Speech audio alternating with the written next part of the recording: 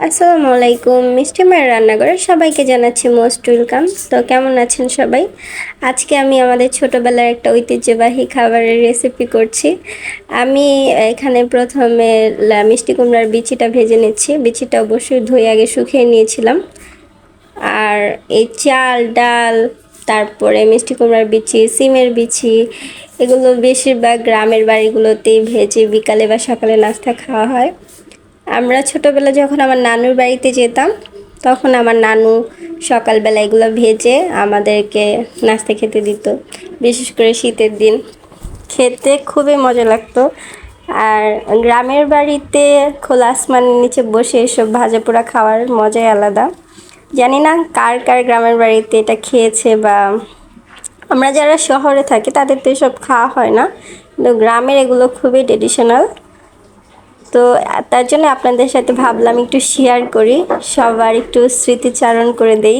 তো আমি এখানে মিষ্টি কুমড়ার বিচিটা ভালো করে ভেজে নিয়ে এবার আমি ডালটাকে ভেজে নিচ্ছি। আমি ডালে অল্প একটু লবণ দিয়ে একটু পানি ছিটা দিয়ে মাখায় নিয়েছিলাম। ডালটা কিন্তু ধুয়ে নিই নেই, ঠিক আছে? এটা ধুতে হয় না, এটা এমনি এমনি ভাজতে হয়। তো এটাকে একটু ভালো করে ভেজে নিচ্ছি। আর ভাজার সময় কিন্তু মিষ্টি কুমড়ার বীজটা ফুটে, ঠিক আছে? ডাল চালটাও ফুটে। এবার ডালটা ভাজা হয়ে গেছে, এখন চালটা ভেজে নিচ্ছি।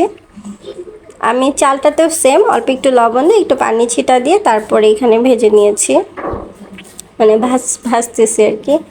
তো এটা ফুটবে কিন্তু চালটা, ঠিক আছে? কিছু কিছু ফুটে একদম মুড়ির মতো হয়ে যাবে।